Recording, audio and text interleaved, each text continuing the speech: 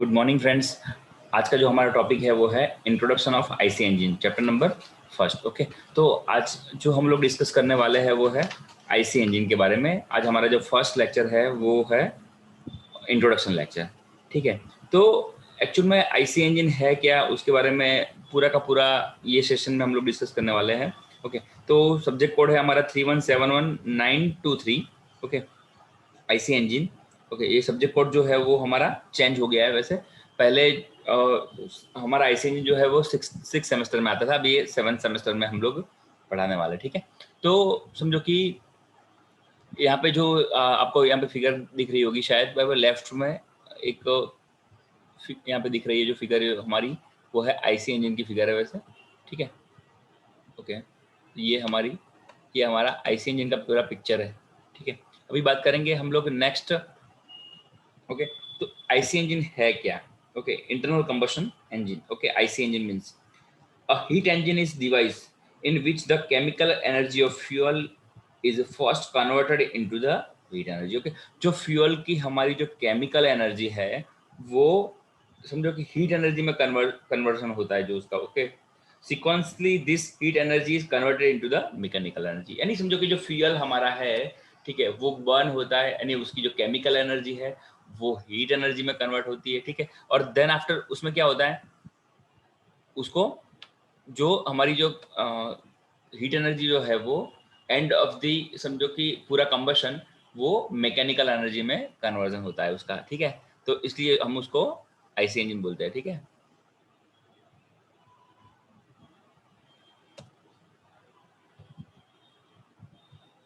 Okay, next तो बात करते हैं types of heat engine. Okay, तो हीट इंजन कितने टाइप के होते हैं उसके बारे में बात करते हैं। ठीक है, तो हीट इंजन यहाँ पे दो टाइप के होते हैं, एक external combustion engine and internal combustion engine. ठीक है, तो हीट इंजन हमारे दो टाइप के होते हैं यहाँ पे।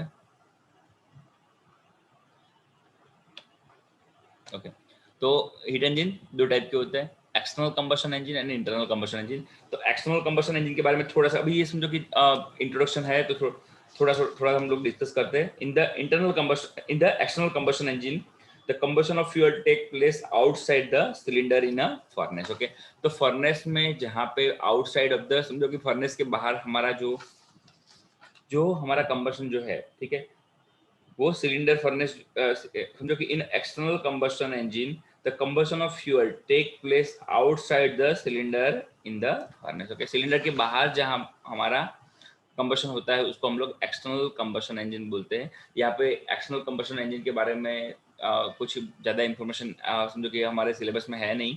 ठीक है, तो हम लोग पूरा का पूरा जो डिस्कस करने वाले हैं वो है इंटरनल कंबशन इंजन के बारे में। Okay, the heat energy of the hot products of combustion is used directly in the case of gas turbine to develop the mechanical power. Okay, तो जो हीट एनर्जी जो है, ठीक है, वो हम लोग डायरेक्टली यूज करते हैं मैकेनिकल पावर जनरेट करने में। ओके,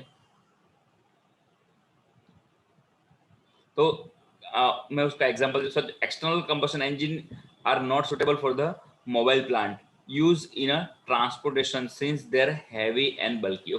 तो एक्सटर्नल कंबशन इंजन है वो हैवी और बल्की होता है, क्योंकि समझो कि उस एक्सटर्नल कंबशन इंजन में समझो कि उसकी जो डायमेंशंस है, उसकी लेंथ है, वो उसकी साइज है वो ज़्यादा बड़ी होती है, तो वो मोबाइल प्लांट के लिए हम लोग यूज़ नहीं करते जनरली, क्योंकि वो हैवी और बल्कि होता है। ठीक है, अभी अभी डिस्कस करते हैं इंटरनल कंबशन इंजन के बारे में। ये सेकंड पॉइंट जो हमारा है उसके बारे में बात करते हैं।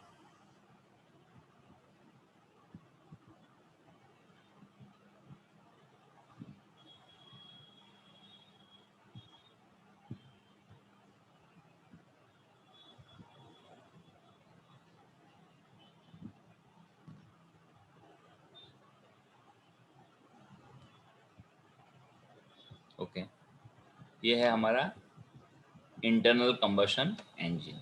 ओके, तो in those engine the combustion of fuel take place inside the cylinder itself with air inducted from the atmosphere. Okay, तो यहाँ पे क्या है कि जो पूरा का पूरा जो कंबशन हो रहा है, जो समझो कि यहाँ पे जो दहन हो रहा है, ठीक है, वो हो रहा है सिलेंडर के अंदर के side. Okay, the chemical energy of fuel released raise the pressure and temperature of the product of combustion. Okay, तो यहाँ पे जो केमिकल एनर्जी जो है वो फ्यूल की, ठीक है, उसके कारण क्या होता है कि प्रेशर और टेम्परेचर जो है प्रोडक्ट का वो बढ़ता है, ठीक है, उसके कारण यहाँ पे समझो कि आउटपुट हम गेन करते हैं, ठीक है।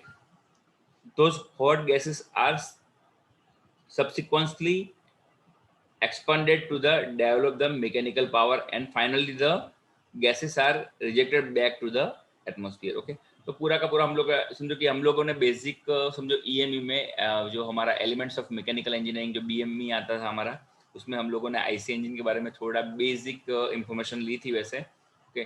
तो उसमें जो समझो कि पूरा सिलेंडर के अंदर जो हमारा समझो कि फ्यूल जो है वो कंप्रेस होता था, ठीक है, जो एयर फ्यूल मिक्सचर सिलेंडर के अंदर जाता था, ठीक है, देन कंप्रेशन होता था, ठीक है, उसके जो स्ट्रोक है उसमें फिर देन इग्निशन होता है और एक्सपांशन, ऐसे 4 स्ट्रोक थे, ठीक है। तो ये पूरा का पूरा जो प्रोसेस है वो हमारा इंटरनली होता था, ठीक है, इसलिए हम लोग इसको इंटरनल कंबशन इंजन बोलते हैं, ठीक है, वो सिलेंडर ब्लॉक के अंदर होता था, ठीक है, ओके। तो अभी थोड़ी सी बात करते हैं हम लोग external and internal combustion engine के कंपैरिजन के बारे में, ठीक है। तो उसमें जो उसके एडवांटेजेस डिसएडवांटेजेस की बात करें कि कौन सा ज़्यादा बेटर है, ठीक है, तो उसमें जो कि comparison between external and internal combustion engine, okay. Advantages of IC engine over external combustion engine, कि एक्सटर्नल कंबशन इंजन के कंपैरिजन में जो इंटरनल कंबशन इंजन जो हमारा है वो कितना अच्छा है, कितना एफिशिएंट है, कितना एडवांटेजेस वाला है, ठीक है। तो सबसे पहले बात करते हैं कि आईसी इंजन जो है, इंटरनल कंबशन इंजन जो है, those are compact and efficient. तो पहले ये छोटा होता है साइज में, बराबर, और एफिशिएंट होता है as compared to external engine, ठीक है।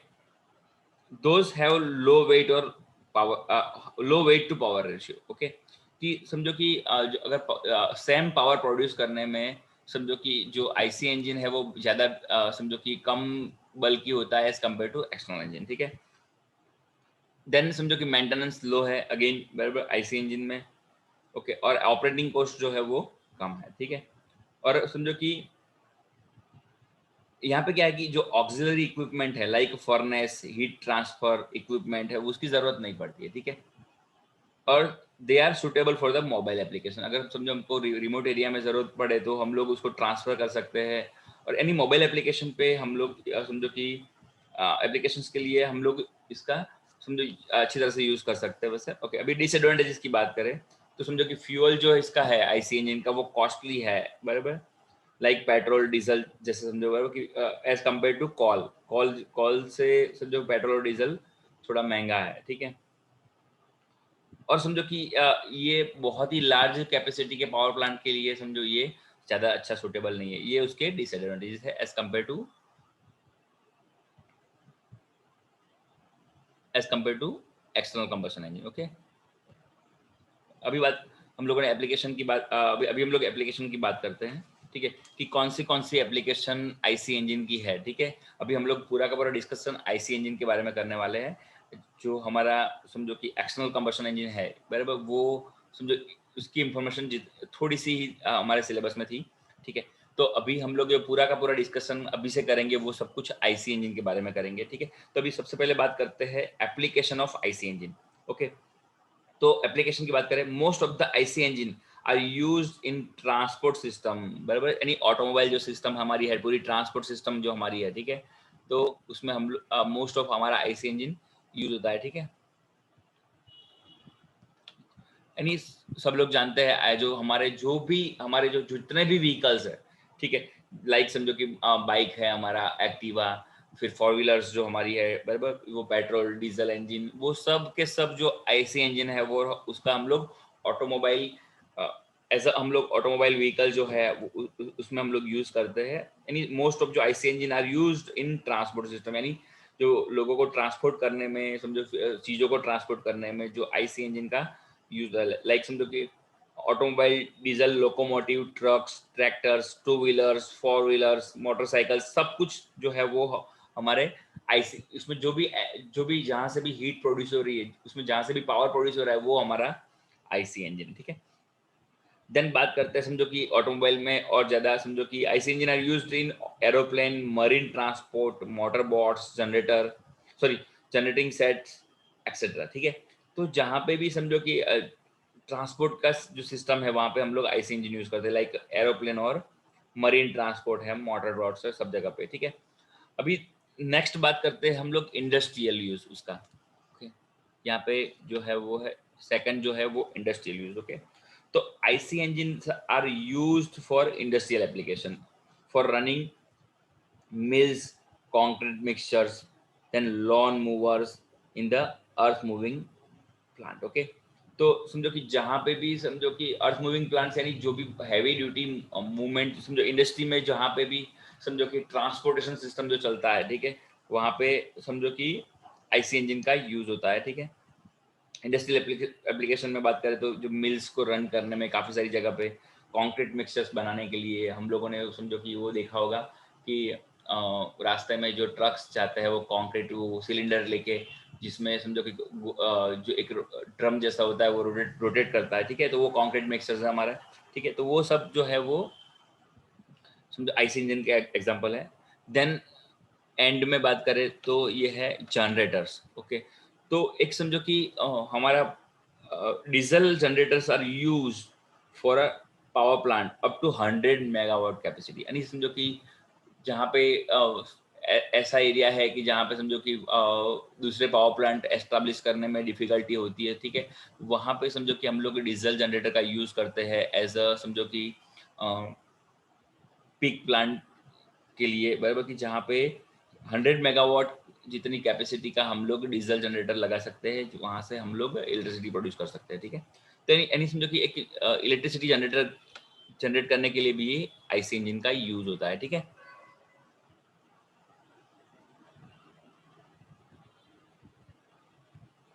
ओके, अभी नेक्स्ट बात करेंगे हम लोग इंजन कंपोनेंट्स के बारे में। ओके, इंजन में कौन से आईसी इंजन की बात करी हम लोगों ने, तो इंजन में कौन से कंपोनेंट्स होते हैं उसके बारे में बात करते हैं, ठीक है। तो ये है ये हमारा पूरा आईसी इंजन का एक डायग्राम है, उसमें बहुत सारे यहाँ पे कंपोनेंट हमको दिख रहा है, वैसे कि कितने सारे कंपोनेंट, यानी इंजन कितनी सारी चीज़ों का बना हुआ होता है वैसे। ओके, तो इंजन कंपोनेंट के बारे में। ओके,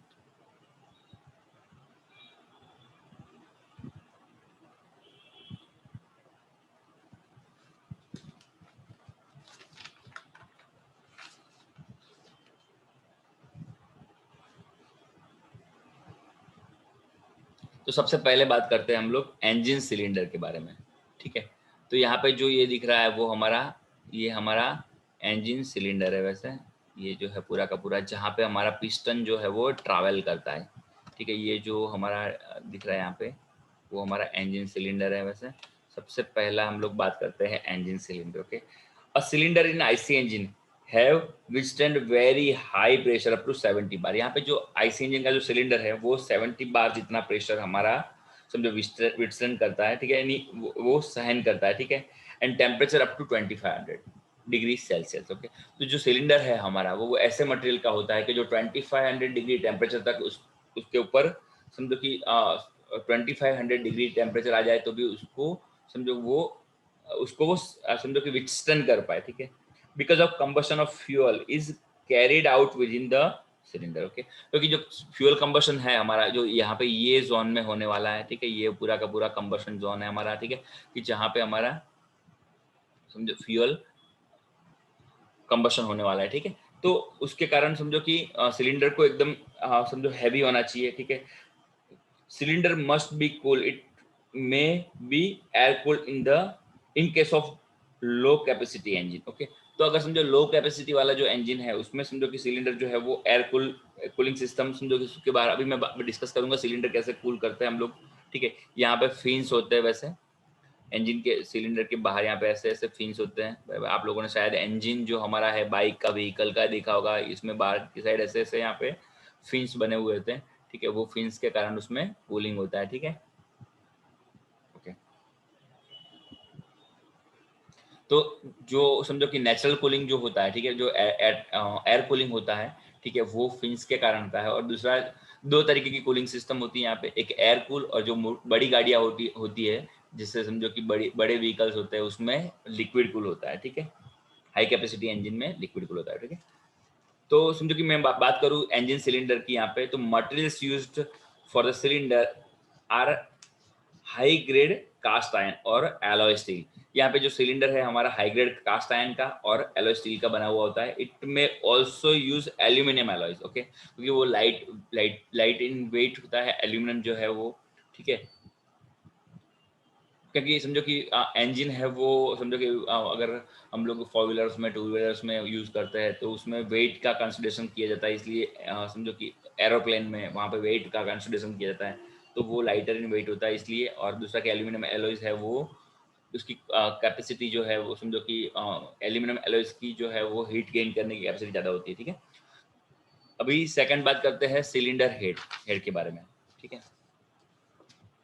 तो ये जो हमारा है, ये वाला है पोर्शन जो है यहाँ पे दिख रहा है, वो है सिलेंडर हेड हमारा, ठीक है। तो cylinder head, the friction of cylinder head is seal top and of the cylinder, okay.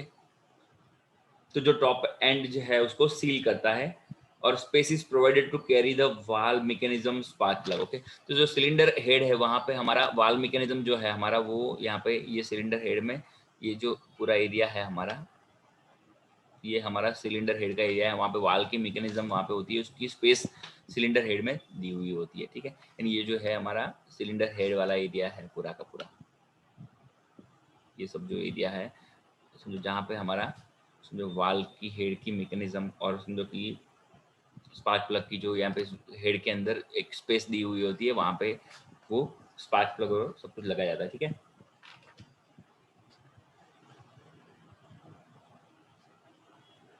और सिलेंडर हेड है वो समझो कास्ट आयरन और एल्यूमिनियम से बनाया जाता है, ठीक है। वही बात करते हैं पिस्टन एंड पिस्टन रिंग्स के बारे में। ये जो है हमारा पिस्टन और पिस्टन रिंग्स, ओके। यहाँ पे जो लाइनिंग दिख रही है हमको ऐसी, ये पिस्टन के ऊपर ये लाइनिंग जो है वो है हमारा, वो हमारी पिस्टन रिंग्स है। और ये जो एरिया है हमारा, ये जो है वो हमारा पिस्टन है पूरा का पूरा, ठीक है, ओके। तो the friction of the piston is to transmit the gas force to connecting rod, okay. तो समझो कि ये पिस्टन का काम क्या होता है कि जो फ्रिक्शन ऑफ पिस्टन पे जो फ्रिक्शन आता है उसको कनेक्टिंग रोड में, यानी ये जो हमारा कनेक्टिंग रोड, यहाँ पे जो कर्सर मेरा दिख रहा है वो कनेक्टिंग रोड है हमारा, ठीक है, वहाँ पे ट्रांसफर होता है, ठीक है। Hence the crank, okay, it slides in a cylinder, okay. तो पिस्टन हमारा है वो ये सिलेंडर के अंदर पूरा का पूरा ये से स्लाइड करता है, ठीक है, ऊपर से नीचे की तरफ।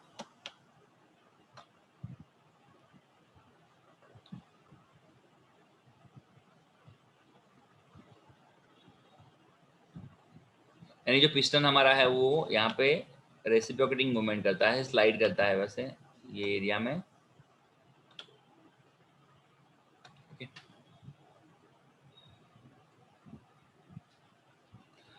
और piston are made of cast steel and aluminium alloys, again बराबर। तो क्योंकि समझो कि पिस्टन को स्ट्रेंथ की जरूरत होती है, ओके, उसके कारण उसको कास्ट स्टील और एल्यूमिनियम एलॉय से बनाया जाता है। और those are made hollow because only once face on cylinder side is working face, okay.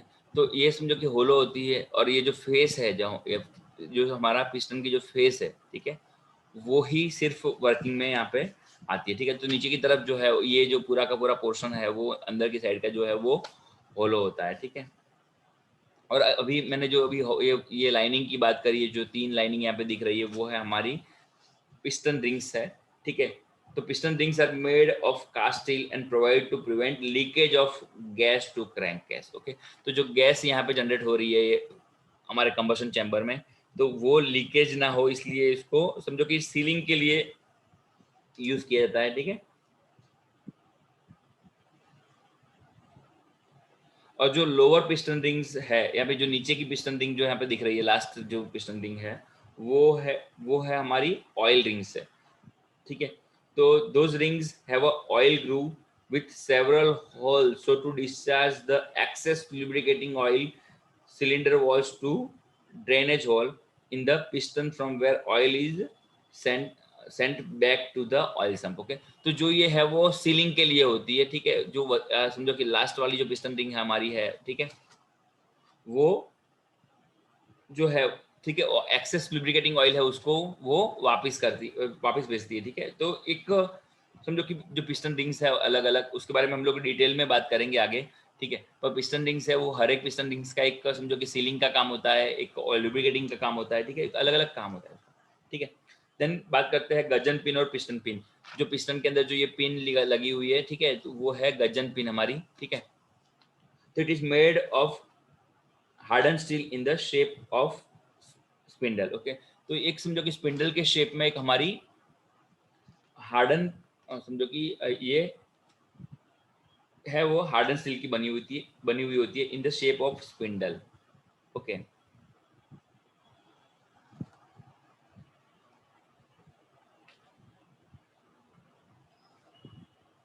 और इसका काम क्या होता है? It connects to piston to small end of the connecting rod and the bearings fitted in it are called a small end bearing, okay. Then बात करते हैं अभी कनेक्टिंग रोड के बारे में। ये है हमारा connecting road.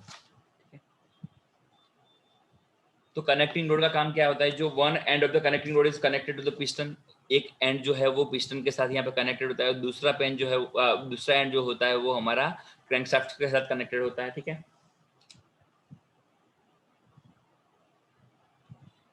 Connecting rod transmit the piston load to the crank, okay. तो जो पिस्टन पे जो लोड यहाँ पे आता है, ठीक है, वो लोड को समझो कि ये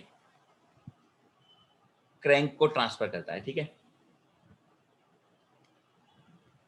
it converts reciprocating motion of the piston into the rotary motion, okay.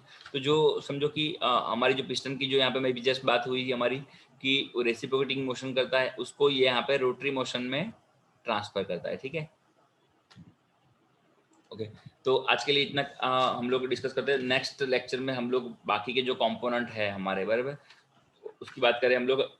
Crank and crankshaft के बारे में, engine bearings, crank case, flywheel, वाल एंड वाल mechanism, spark plug, carburettor and fuel injector pump के बारे में हम लोग नेक्स्ट लेक्चर में डिस्कस करेंगे, ओके। थैंक यू फ्रेंड्स, आज के लिए इतना काफ़ी है।